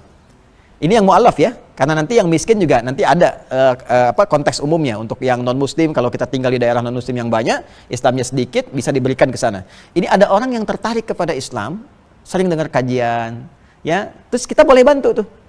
Tidak harus dengan harta, kalau dia punya harta, misal dengan buku-buku, ya dengan CD-CD Islam misalnya dikirimkan ke situ, dari hasil zakat boleh. Atau yang kedua masuk Islam, terus dia terusir misalnya dari lingkungannya, nggak punya dapat apa-apa, ini yang paling banyak, ya kan? Maka dibantu dari bagian zakat mu'allaf. Wal ghanimin, orang yang terlilit utang piutang. Tapi ingat, kalimatnya menggunakan ghanimin bukan dain. Di Quran ada 2, dain dengan gharim. Dain di Quran surah kedua ayat 282. Ya ayyuhalladzina amanu idza tadayantum. Dain itu konteks hutang dalam konteks muamalah. Ya seperti kredit motor, kredit rumah gitu kan, utang piutang ini. Nah itu nggak boleh bayar zakat tuh kredit motor. Ya, bayar zakat tuh kredit rumah ini nggak boleh. Ya, gharim itu adalah utang yang dihasilkan dari dedikasi terhadap suatu nilai kebaikan, khususnya pada nilai-nilai syariat atau konteks universal yang luas. Bangun madrasah, tadinya punya kesuksesan di pekerjaan, terus dia support untuk bangun madrasah, support bangun sekolah misalnya. Tiba kemudian ini belum jadi, bisnisnya bangkrut, ada ujian. Terus malah dia terlilit utang piutang misalnya. Nah, ini boleh disupport dari zakat, ya, untuk melunasi utang-utangnya, ya, atau membantu bagaimana utangnya bisa diringankan. Itu boleh, ya. Kemudian wa fir riqab, ini sudah nggak ada. Ya, itu dulu masih ada perbudakan di zaman Nabi sallallahu alaihi wasallam, maka dibantu lewat zakat itu supaya merdeka. Ingat ya, justru Islam datang itu untuk memerdekakan perbudakan, bukan untuk melegalkan. Makanya di Islam ada syariat nikahi budak supaya ketika dinikahi itu nanti anaknya naik status jadi orang bebas, ya, orang merdeka. Dulu kan di Eropa banyak perbudakan dan sebagainya. Islam datang meluruskan itu, jangan ada perbudakan. Tapi kalau dihentikan seketika, orang nanti benci terhadap Islam karena udah kebiasaan, udah candu pada saat itu. Maka datang lewat sesuatu, lewat zakat, bebaskan. Makanya Abu Bakar membayar kemudian Bilal supaya dibebaskan, kan? Dikeluarkan dari infaknya, ada yang dari zakatnya. Dinikahi, kemudian lahir, kemudian anaknya merdeka. Itu caranya. Ya, nah sekarang sudah tidak ada wafir riqab dan jangan ditafsirkan sekarang pembantu jadi budak atau asisten rumah tangga jadi budak, itu nggak boleh. Ya, makanya saya cenderung mengatakan kalau ada asisten rumah tangga di dalam rumah, makanannya dari kita, ya, makan dari kita, ikut bersama kita, itu nggak boleh dizakati. Nggak boleh, ingat, asisten rumah tangga boleh dapat zakat. Kalau makannya dari kita, awas, hati-hati. Yang makannya pokok dari kita, termasuk orang tua misalnya kan, orang tua, atau yang dikasih oleh kita makannya, hadir bersama kita makan dan sebagainya, itu yang diberikan bukan zakat. Kita yang bayarin zakatnya. Boleh kalau bayarin zakat dia untuk orang lain boleh, ya. Tapi zakat mal dia nggak boleh terima. Ya, karena dari kita, hasil dia makan dan sebagainya pokoknya dari kita. Nah, kalau di luar itu misalnya ingin kita support boleh. Ya, tapi di luar itu ada persepsi bahwa kalau sudah asisten rumah tangga karena dia beli ke agen, nih masalahnya. Saya sejak di Timur Tengah, ya, saya sudah keras mengatakan, ya, petakan dulu daerahnya, mitigasi dulu. Jangan semua wilayah dibenarkan gitu kan. Ini bagus nih, sebagian ada moratorium, saya dukung itu di sebagian tempat. Karena ada sebagian wilayah itu kalau sudah menganggap dia bayar ke agen, itu adalah budaknya dia. Dipakai semua dia. Bahkan sebagian tempat tuh ada yang kalau nggak melayani dilaporkan kepada otoritas, dituduh mencuri ini, mencuri itu. Makanya orang dikatakan, kamu kalau nggak layani saya malam ini, saya potong besok tangannya, saya laporkan. Nah, itu yang seperti itu maka dipetakan. Kalau saya sekarang saya ngasih pelatihan dulu, dulu masih ada BNP 2 TKI ya, dulu itu. Jadi kalau saya masih di Tripoli, itu seminar dengan kedutaan, saya sampaikan, Pak, di Quran itu ada Arab, ada Arab. Itu beda, wilayahnya tidak sama. Maka kalau pengen kirim misalnya, tenaga kerja kita keluar gitu kan, ya duta investasi kita dan sebagainya keluar, itu ya duta devisa ya, istilahnya kan kalau ada pahlawan devisa sebutnya, itu harus dipetakan wilayahnya mana. Ya nggak semua wilayah Arab itu harus dikirim ke situ, tidak, petakan, mitigasi dulu di mana tempatnya. Kalau wilayah kota boleh, tapi kalau sudah masuk ke wilayah Arab itu hindari. Asyaddu kufra wa nifaqa. Jadi karakternya keras, ya sulit dikendalikan dan sebagainya. Itu perluasan ya. Kemudian fisabilillah itu ada yang meluaskan, tidak hanya dalam konteks ada tugas militer untuk berjihad, tapi juga luas yang senafas dengan itu. Seperti Quran surah 9 ayat 122 yang belajar di luar, ya, anak-anak kita yang belajar yang kuliah, khususnya yang belajar agama dan sebagainya, itu boleh kasih beasiswa. Ya dari zakat. Boleh, Bazdas boleh keluarkan. Boleh. Sah, Bazdas boleh keluar. Itu ayatnya kan senafas, turun untuk bisa memberikan hukum sama dengan orang berjihad tatkala tidak ada tuntutan militer, tuntutan perang. Bahkan ketika ada tuntutan perang pun kata Nabi jangan semua keluar karena ayatnya turun. Wa makanal mu'minuna liyanfiru kafa. Jangan semua turun ke medan perang. Nanti kena resiko semua. Falaula nafara min kulli firqatin minhum ta'ifatun yatafaqahu fid din, ta'ifatun yatafaqahu fid din. Yatafaqahu fid din wa liyunziru qaumahum idza raja'u ilaihim la'allahum yahdharun. Mesti ada orang yang sebagian konsentrasi untuk belajar, dan nyata sekarang ayat ini. 15 abad yang lalu. Ayat ini memberikan kesan bahwa di masa yang akan datang ada kebutuhan intelektual lebih tinggi. Mungkin boleh jadi peperangan akan berubah konteksnya. Jadi perang pemikiran, perang tulisan, perang informasi, perang macam-macam. Mesti ada yang pintar menjawab. Sekarang kalau Islam banyak disoal, ya lewat tantangan pemikiran, jawabnya mau pakai apa? Semua agama sama, menuju pada Tuhan yang sama, cuma caranya beda-beda. Jawabnya mau pakai apa? Ya kalau kita nggak bisa, repot. Ya sekarang persoalan tauhid nih, itu ayat yang turun tegas, fa'lam, Quran surah 47 ayat 19, fa'lam annahu la ilaha illallah. Persoalan menetapkan Allah sebagai Tuhan saja, kata Allah, kamu mesti punya ilmu supaya kamu yakin Tuhan kamu Allah. Nanti kalau kamu ditanya kenapa pilih Allah bukan yang lain, jawabnya apa? Itu yang dasar saja, yang pokok. Jangan dikasih mie instan pindah, dikasih sarung pindah gitu kan. Ya, agama nggak senilai sarung, nggak senilai mie, jadi harus kita kembangkan pemikiran itu lebih luas. Maka adalah fisabilillah. Ibnu Sabil yang di jalan kehabisan bekal itu nggak usah dilihat dari mana dia, mau kaya, mau dia cukup, ya tetap disupport. Aduh saya tolong, saya kehabisan bekal, tapi kan kamu anaknya menteri. Ini nggak ada urusan, dia udah nggak punya akses kemana-mana, kita bantu. Jelas ya? Nah itu boleh dari zakat. Nah kemudian infak itu dibagi dua. Infak wajib ya dari suami dalam hal ini kepada istri dan keluarga. Dalilnya nanti di Quran surah keempat An-Nisa di ayat yang ke-34. Ayat 34. Paling kiri sebelah atas di mushaf standar. Ar-rijalu qawwamuna 'alan nisa bima faddalallahu ba'dahum 'ala ba'dhin wa bima anfaqu min amwalihim. Ya, laki-laki itu, para suami itu ditetapkan oleh Allah menjadi pemimpin di rumah tangganya dengan dua sifat. Qawwam itu punya dua sifat. Ya, satu membina, memimpin dan mengayomi, menjaga. Makanya di surat Yusuf diilustrasikan seperti matahari. Ya, matahari. Apa fungsi matahari itu? Mengeringkan yang basah, menyengat itu kan dengan sengatannya, menjaga supaya keadaan tetap terang, tetap nyaman. Maka suami, ya kepala rumah tangga mesti memberikan penerangan di rumah, pencerahan-pencerahan kebaikan. Sengat kalau ada yang mengganggu ya kepada keluarga. Tapi kalau ada air mata di anak-anak, di istri, cepat keringkan. Ya seperti air mata, seperti matahari mengeringkan yang basah-basah yang kita jemur dari pakaian dan sebagainya. Maka keringkan, itu indah sekali ilustrasinya. Ya dengan kalimat-kalimat indah, dengan kata-kata yang baik, thayyibah. Perempuan diilustrasikan sebagai rembulan. Ya rembulan, matahari kan gak enak dilihat kan, bisa parah kalau dilihat ya. Maka laki-laki kalau nggak enak dilihat, tampilan biasa-biasa, nggak perlu dengan keindahan, itu wajar. Keluar misalnya sebagian lecak itu biasa itu ya, biasa itu ya. Tapi kalau perempuan tidak, makanya bahasanya seperti rembulan. Rembulan itu enak dilihat, lembut, baik dan seterusnya. Maka sebaliknya, makanya di ayat nanti ada dua untuk laki-laki, dua untuk perempuan. Di satu ayat yang sama, fasolihatu qanitatun hafidzatul lil ghaibi bima hafizallah. Makanya jangan kebalik. Ya, nggak boleh ada perempuan ke laki-lakian, rembulan ke matahari-mataharian, atau matahari ke rembulan-rembulan. Kan? Karena pernah ada kasus kan, di satu tempat, ini kisah yang sampai ke saya, mungkin canda tapi itu dalam maknanya. Ya, satu RT bayangkan, ada info ke Pak RT, semua takut istri. Maka RT-nya pengen ngecek, yang takut istri, pindah semua ke kanan. Kanan semua. Cuma satu orang yang di kiri. Tapi RT-nya bangga juga, dia tanya, kamu bagus ya nggak takut istri? Bukan Pak, istri saya nyuruh saya ke kiri. Jadi sama juga. Nah, jadi nggak ada dengan kekuatan bulan aku menghukum gitu ya. Jadi semua harus porsinya sama. Nah, jadi itu qawwam namanya. Yang kedua, wabima anfaqu min amwalihim. Ya, laki-laki diberikan perangkat oleh Allah untuk mencari nafkah. Nafkah itu singkatan dari infak. Ya, singkatan dari apa? Infak. Jadi satu akar kata. Nah, ternyata kita diberi perangkat. Ini bedanya gini. Perempuan tuh nggak dilarang untuk bekerja. Sepanjang tidak ya mengurangi kewajibannya atau menyalahi kewajibannya di rumah. Ya, tapi nanti jadi capek. Itu redaksinya yang sampai. Ya, litashqa. Jadi sulit, repot.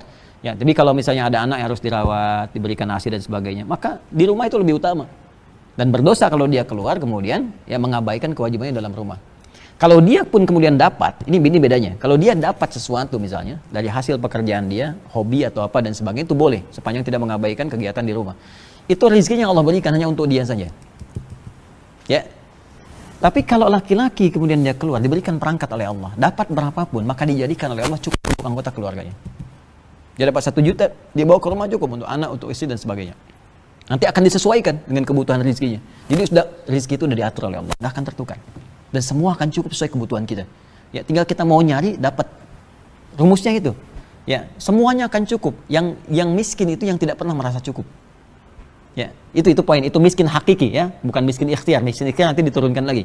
Nah, jadi laki-laki itu punya kewajiban untuk infak. Jadi bekerja, kemudian nafkah. Itu nafkah yang wajib, ingat itu ya. Nah, ada nafkah yang sunnah. Infak yang sunnah. Yang sunnah ini pun dibagi dua, yang pokok dengan yang umum. Yang pokok itu kalau ada 5 kondisi ini maka didahulukan. Di Quran surah kedua ayat 215. Yas'alunaka madza yunfiqun. Mereka bertanya kepada Muhammad SAW, ya, apa yang harus diinfakkan? Maka turun ayat qul ma anfaqtum min khair. Katakan kalau mau infak harus yang paling bagus. Yang terbaik gitu kan? Baik, jangan zakat mal itu bagus, zakat malnya yang paling lecek gitu kan? Kan salah. Kemudian lil walidain, pertama untuk orang tua. Jadi orang tua bukan dizakati, berinfak. Infak sunnah itu. Jadi kalau kita punya kelebihan, ya, terus kita pengen ngasih pertama kali orang tua. Jangan jauh-jauh sampai ke luar negeri kemana-kemana. Orang tua sendiri berharap kalau orang tua tuh nggak pernah cerita gitu. Nggak pernah cerita. Ya, tapi kalaupun orang tua mampu, misalnya punya kemampuan, bos atau apa dan sebagainya, atau direktur dan semacamnya, itu tetap infak itu mesti ada. Ada kesenangan walaupun nggak diharap-harap. Ya, bawa makanan kesukaan, itu infak. Bawa hadiah misalnya, bawa baju dan sebagainya. Nggak apa-apa, itu infak. Dan itu bakti terbaik. Itu nilainya tinggi insya Allah.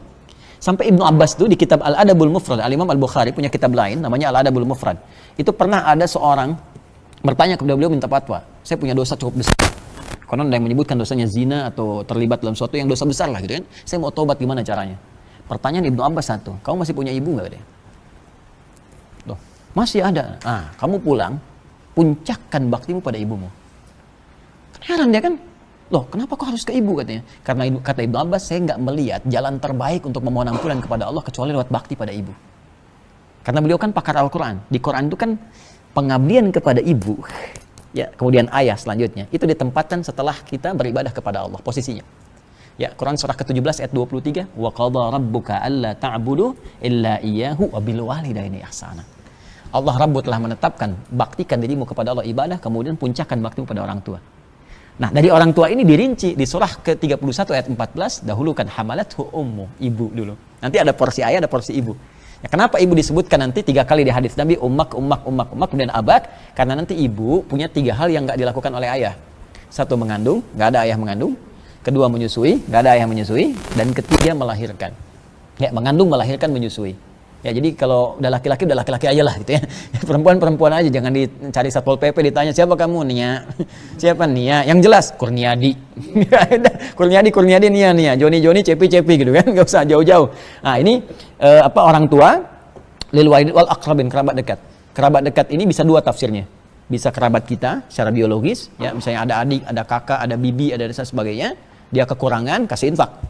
Ya. Nah, kalau ini kerabat ini kalau dia masuk fakir, miskin, sepanjang bukan dari makanannya dari kita, nggak dikirim sembako, nggak dikirim apa, itu boleh dikasih zakat. Ya, nanti dari situ misalnya ada infak, boleh disupport lagi.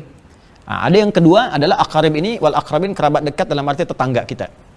Tetangga sekitaran, ya, tetangga tempat kita tinggal. Jadi boleh jadi kita misalnya orangnya di Palembang atau orangnya di luar Jawa, tinggal di Jawa, di Bekasi, di sini kan yang paling duluan tahu kita sekitaran kita.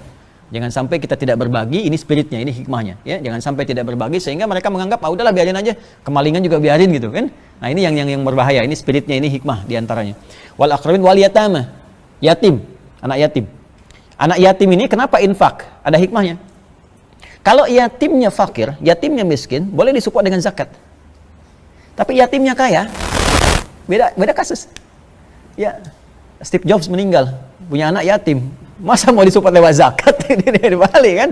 Beda itu. Tapi kalau infak, itu boleh. Infak, oh ternyata anak ditinggal ayahnya, belum sempat dibelikan misalnya mainan, dia senang mobil Tayo, gitu kan? Maka boleh. Kayak main kita kemudian ke toko beli Tayo, ya. Mana yang Tayonya atau Embers Poli, Robocar Poli, Robocar apa, dibalikan oleh kita sampai dia merasa bahagia. Sehingga dia seakan-akan mendapatkan satu support yang baru. Itu hukum, ya. Wal yatama wal masakin, orang miskin. Ya. Miskin kenapa? Bisa dapat dua nih, zakat ada, infak ada. Ya, karena miskin itu punya ikhtiar. Dia punya ikhtiar mau kerja, cuma pekerjaan dia menghasilkan sesuatu yang belum mencukupi. Maka ketika dia nggak cukup, disupport lagi. Dan infak ini nanti kaidahnya termasuk zakat, mengangkat orang miskin supaya keluar dari kemiskinan. Bukan mempertahankan kemiskinan. Saya mohon maaf ya, konsep ini yang pakai Singapura. Singapura pakai itu. Saya kalau diskusi sama beberapa mufti teman-teman yang di sana itu, mereka sudah mengeluarkan, dihitung nih, sampai punya database.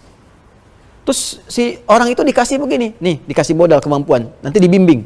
Bisa dikumpulkan potensi zakatnya, taruhlah kamu punya bakat apa.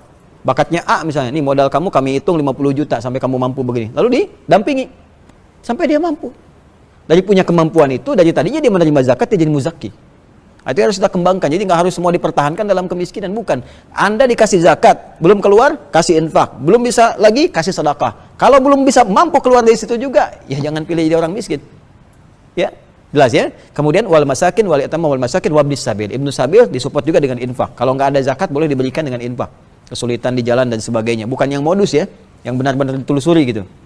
Nah, itu infak yang sunnah. Kemudian di atas itu ada yang fisabilillah yang tadi. Yang keluar misalnya kita tadi kayak mau infak ke Palestina, ini kan? Yang sedang dalam suasana yang sulit, infak ke rahinnya, infak ke Syria dan sebagainya, itu masuk fisabilillah. Itu nanti dari dalil umum di Al-Baqarah ayat 261. Masalul ladzina yunfiquna amwalahum fisabilillah kamathali habbah. Ya, orang-orang infak di jalan Allah. Makanya suka ada duta Palestina kan di sini. Ya imam-imam apa dan sebagainya itu sudah sebagian salurkan. Enggak apa-apa kita mau kasih. Nah, cuma jangan sampai begini, kasih keluar kita ke sana, sementara orang tua sendiri nggak dapat, kerabat sendiri nggak dapat. Itu mesti ada keadilan di sini. Ya, jelas ya? Nah, kemudian ada bagian yang ketiga, ini yang sifatnya umum. Sedekah umum, kayak hibah, kayak apa, sifatnya umum saja. Nah, kalau kita mau jadikan satu, kalau bercampur hukum wajib dengan sunnah, jelaskan. Yang ini yang wajib porsinya sekian. Misal tadi saya 10 juta, saya satukan jadi satu. Jelaskan kepada penerima, misalnya DKM atau siapa. Katakan, Pak ini 10 juta, yang zakatnya 5 juta. Ya, saya gabungkan jadi satu, selebihnya infak dan umum, Pak. Silakan Bapak sesuaikan saja di situ seperti apa. Itu sah, boleh. Tapi kalau kita jadikan satu 10 juta tanpa kita jelaskan, Pak ini dari saya Pak gabungan zakat dengan ini, tapi nggak tahu berapanya. Khawatirnya salah nanti menyalurkannya. Nanti zakat dipakai untuk infak, masuk ke situ, yang tidak harus menerima jadi menerima. Makanya saya suka menyampaikan kalau dalam konteks kotak infak pun, ya di luar itu, saya suka katakan kepada DKM itu, tolong tuliskan di situ. Ini kalau zakat di sini, kalau infak. Ya, jadi jelas orang kalau mau naruh tuh tahu dia. Kadang-kadang kan dia suka ada yang berpikir umum saja karena awam zakat masukin ke situ. Ada yang demikian. Dan sebetulnya infak itu sifatnya materi, tidak harus uang. Bahasa Qur'annya dan hadis detailnya nggak harus uang. Bisa makanan, bisa pakaian, pokoknya yang terbaik. Itu saya sampaikan di New Zealand itu prakteknya ada food donation. Jadi di masjid itu nggak, kotaknya bukan cuman kotak uang, ada kotak makanan. Ya, kentang, orang masukin kentang ke situ apa gitu ya. Tapi sesuaikan lubangnya. Jangan antum mau infak beras di sini kotaknya kotak uang sih gitu ya. Itu boleh makanan. Ya, bahkan yang paling diajarkan lebih hebat lagi, wah itu kalau di hadis itu luar biasa lah. Ya, pernah dengar nggak? Ada hadis ini. Kalau orang punya masya Allah tumbuhan, terus tumbuh buahnya sampai ke tetangga, ya kan? Maka itu hak bersama. Termasuk yang buahnya ke jalan. Itu ada pohon mangga depan tuh hak bersama tuh. Depan keluar. Nah, itu hak bersama. Jadi jangan tunggu dia minta izin. Kalau dia izin beritahu. Ya, jadi kalau kita misalnya ada tetangga, even itu non muslim, even itu non muslim. Bukan cuma Islamnya, even itu non muslim. Itu hadis satu ya. Jadi begitu kita punya rambutan, buahnya ke tetangga, dia non muslim, ketok pintunya, sampaikan.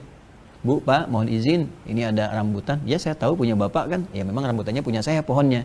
Tapi yang bagian masuk ke Bapak, itu hak kita bersama. Silahkan nikmati. Kalau sudah merah apa, silahkan ambil saja. Kok bisa begitu? Ya masa Pak saya punya buahnya, Bapak cuma lihat saja atau Bapak kebagian sampahnya? Ya, dari mana aturannya? Al-Quran yang mengajarkan saya begitu. Rasulullah yang mengajarkan saya begitu. Silahkan ambil. Ah, Masya Allah, kan luar biasa tuh. Besok-besok dia kan sudah senang kan. Dia nggak tahu ayam kita main ke tempat dia. Dia kira sama kayak rambutan kan, dia ambil aja gitu.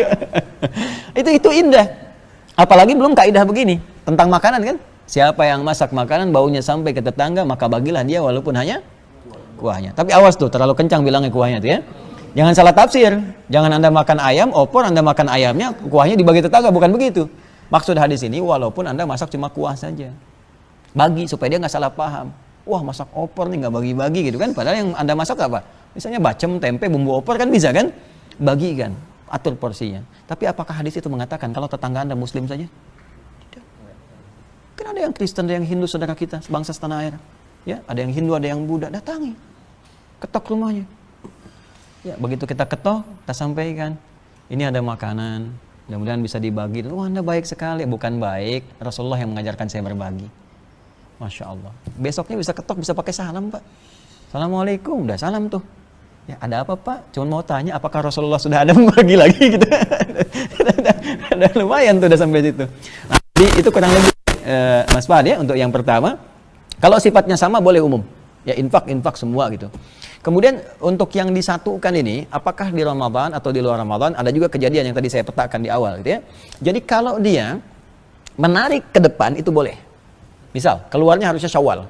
Dan tolong ya, kalau zakat khususnya, dihitungnya pakai Hijriah. Jangan pakai Masehi. Hijriah. Makanya saya kalau ada sesuatu yang kira-kira zakat mal, saya terima kapan nih? Ya, Hijriahnya. Misalnya sekarang Ramadan, tanggal 22 Ramadan, berarti nanti keluarnya Ramadan lagi tanggal 22. Ya. Kenapa? Kalau pakai Masehi, nanti Hijriah lebih cepat 14 hari. Kalau kita punya kebiasaan rutin seperti itu, ternyata nanti terakumulasi, bisa jadi nanti ada zakat yang tak terbayarkan kalau dihitung.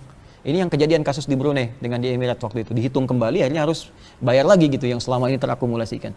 Ya, itu pakai Hijriah. Kalau kita tarik ke depan, misal keluarnya Syawal harusnya, tapi kita pengen bayar di Ramadan, itu boleh. Ya, tapi kalau kita akhirkan, harusnya keluar Rajab bulan ke-7. Kita karena pengen ngejar pahala banyak, misalnya orientasi umum pengen Ramadan saja ditarik ke depan, dimundurkan. Nah, itu yang dilarang. Ya, itu tidak diinginkan oleh para ulama. Dikhawatirkan nanti pertama kita kan nggak bisa memastikan ajal. Satu. Yang kedua, hak orang tertunda. Zakat itu kan hak orang. Kewajiban kita hak orang lain. Ya, seperti kita gajian ditunda ya nanti Ramadan supaya saya keluarnya banyak pahala. Mau nggak nerimanya? Kerjanya di bulan Rajab dapat pahala, dapat gajian di bulan Ramadan. Pak, mana gajiannya? Entar Ramadan sekalian saya dapat pahala banyak. Kan nggak bisa begitu kan? Nah, jadi itu gambarannya seperti itu ya. Jadi kalau kita majukan boleh, kita mundurkan tidak diperkenankan. Ya, kecuali kalau kita ada kondisi-kondisi yang sifatnya bukan wajib ya, seperti infak, seperti anggaran umum yang tahu kita Ramadan nanti itu sah-sah saja. Ya, yang terakhir tadi tentang yang kalau kita berbuat baik. Oh, niatnya kemudian diakhirkan. Baik, itu juga berdasar kondisi. Saya ambil dalilnya dulu ya. Dalil yang pertama adalah Al-Bukhari hadis yang pertama dari Umar bin Khattab Abu Hafs qala Nabi sallallahu alaihi wasallam innamal a'malu binniyat. Semua perbuatan bergantung kepada niatnya. Baik, kemudian Nabi juga menyampaikan di hadis lain umatku akan dibangkitkan berdasarkan niatnya. Maksudnya dibayar pahalanya oleh Allah, diberikan kebaikan oleh Allah, ya dinilai oleh Allah itu berdasarkan niatnya masing-masing, bukan berapa banyak dia mengerjakan sebuah perbuatannya. Nah, niatnya dibagi dua. Niat dibagi dua. Niat yang harus awal, pokok mengiringi sebuah ibadah. Biasanya ibadahnya wajib, yang pokok. Ya, contoh misalnya apa? Contoh ya, seperti Ramadan, puasa seperti sekarang. Ya, puasa Ramadan. Kemudian niat sholat yang wajib, yang pokok. Itu harus di awal. Jadi ditujukan di awal. Ya, kita kalau sudah masuk subuh, lewat subuh, kita baru niatkan saya mau niat puasa Ramadan. Sebagian ulama menganggap tidak sah. Ya, menganggap tidak sah. Jumhur mengatakan tidak sah karena niat itu rukun yang awal untuk menunaikan puasa. Ya, bahkan kalau ada orang misalnya, mohon maaf ya, ini biasanya suka ada pertanyaan seperti ini. Bagaimana kalau suami istri misalnya berhubungan seksual malam harinya, terus tiba-tiba bangun menjelang subuh sebentar lagi. Ya, mana yang dahulukan, mandi atau kemudian dia sahur dulu? Nah, secara fikih dahulukan sahur. Karena sahur itu syaratnya tidak harus suci. Boleh sahur, ya, tapi tentunya cuci dulu tangan apa gitu kan, kemudian dia makan dan berniat pada saat itu. Dia niat. Baru setelah itu dia mandi, walaupun dia terlambat subuhnya misalnya, tidak ikut jamaah di masjid, ya, atau misalnya jamaah berdua di situ, itu sah dilakukan. Jangan sampai mandi dulu, begitu mandi terlambat, nggak sahur, nggak niat, tidak dahulukan. Ya, sholat juga sama, terutama sholat fardu. Ya, fardu itu harus bersamaan kata Imam Syafi'i di kitab Al-Um, ya muqtarinan bit takbir. Jadi begitu kita bertakbir, Allahu Akbar, di hati kita kemudian arahkan. Kemana sholatnya ini? Jadi tadi saya sebenarnya sholat zuhur kan, Allahu Akbar, saya berniat sholat zuhur 4 rakaat. Ya sebagai imam atau sebagai makmum lillahi ta'ala karena Allah subhanahu wa ta'ala. Karena kita orang Indonesia kita katakan demikian. Orang Arab mengatakan di hatinya, usalli fardhu dhuhri 4 rakaat mustaqbil qiblati ada lillahi ta'ala atau imaman lillahi ta'ala. Oke kan? Nah, ini kasus yang nanti dilafadzkan, lafadz itu bukan niat. Ingat ya, tapi karena ada kasus tertentu orang susah kemudian mau khusyuk, susah ada gangguan dan macam-macam, maka ulama pada saat itu kepadanya untuk kasus Anda ini kiaskan kepada niat haji, niat umrah yang dilafadzkan karena berjuang untuk mendapatkan kekuatan besar, maka dia lafadzkan itu. Dan secara psikologis itu memberikan kekuatan besar dan teorinya dipakai oleh orang Jepang, ditiru oleh orang Korea. Dulu ada acara Banteng Takeshi kan, begitu mau menaklukkan Takeshi, oh, kamu bisa, kamu bisa, kamu bisa. Itu kan sesuatu yang dikeluarkan untuk motivasi. Ini asalnya ke situ. Sampai kemudian dilafadzkan itu untuk penguat niat, bukan niatnya yang ada di hatinya. Ya itu wajib. Jadi nggak bisa di tengah-tengah misalnya saya niat sholat zuhur, tidak. Harus dimulai dari awalnya. Ya, kalau yang sunnah itu umum sifatnya boleh. Bahkan di tengah bisa berubah. Itu sah. Yang sunnah. Ya, baik itu sholat misalnya atau mau infak. Ya boleh di akhir juga di tengah-tengah misalnya kita teman punya utang, gitu kan? Sifatnya misalnya ada utang kepada kita sekian nih. Nah, ini lebih luas lagi kalau dalam perkara harta lebih luas. Ada yang bisa diakhirkan, ada yang bisa di awal diikrarkan. Yang bisa diakhirkan seperti tadi. Ini utang, belum ada akad, belum ada apa-apa, dia utang, kemudian kita lihat dia punya potensi yang sifatnya berhak menerima zakat misalnya. Itu boleh disampaikan kepada dia. Ya itu untuk kamu saja. Itu zakat dari saya dan tidak usah malu untuk menyampaikan itu. Ya, itu zakat dari saya. Kecuali kalau orang yang misalnya mohon maaf ya, khawatir tersinggung atau apa, padahal dia berhak menerima atau nggak mau, kita boleh dalam hati sampaikan kepada Allah. Ya Allah, itu niat saya untuk zakatnya untuk dia gitu kan. Lalu disampaikan oleh Anda dengan bahasa, udah itu nggak usah dipikirin, sudah anggap lunas, selesai gitu ya. Tapi kita niatkan di hati untuk zakat untuk dia. Untuk infak boleh. Ya, tapi ada hal-hal yang kalau dia dikerjakan sifatnya harus di awal. Ya, seperti apa misalnya niat terkait dengan haji karena mengumpulkan harta. Jadi ada ibadah fisik seperti sholat, ada ibadah harta seperti zakat, seperti infak, ada ibadah harta dan fisik. Ya seperti haji. Haji itu mengumpulkan di awal. Jadi hartanya ada, fisiknya ada, dan diniatkan di awal ketika kita saat miqat. Ya nawai Allahumma labaika Allahumma hajjan, ya labaika Allahumma umratan, di awal dikatakan. Tapi kalau seperti tadi muamalah harian misalnya kita ingin tetapkan uangnya begitu, itu nggak ada masalah. Di akhir kita simpulkan karena akhir itu pembuka yang awal sebetulnya. Ya kecuali kalau begini. Saya udah niat zakat di tengah-tengah dirubah. Saya infak aja gitu ya. Nah, itu nggak bisa. Itu nggak bisa. Kecuali kalau sama-sama sunnah. Ya, infak dengan sedekah dan itu nggak ada bedanya. Nggak ada bedanya. Saya kira itu ya. Baik. Cukup ya, nggak terasa ini sudah 1 jam kayaknya. Ya. Saya kira itu yang kita bahas untuk kesempatan hari ini. Semoga Allah muliakan kita, menerima ibadah kita dan merahmati kita semua sampai kita kembali kepada Allah Subhanahu wa taala. Allahumma taqabbal minna innaka antas sami'ul alim wa tub 'alaina innaka antat tawwabur rahim. Allahumma ij'alna min ahli al-Qur'an waj'al al-Qur'ana sahiban lana fid dunya wa syafi'an lana fil akhirati ya arhamar rahimin. Rabbana atina fid dunya hasanah wa fil akhirati hasanah wa qina adzaban nar. Bi fadlika subhana rabbika rabbil 'izzati 'amma yasifun wa salamun 'alal mursalin wa akhiru da'wana subhanakallahumma wa bihamdika nashhadu an la ilaha illa anta nastaghfiruka wa natubu ilaik. Walhamdulillahi rabbil alamin. Assalamualaikum warahmatullahi wabarakatuh.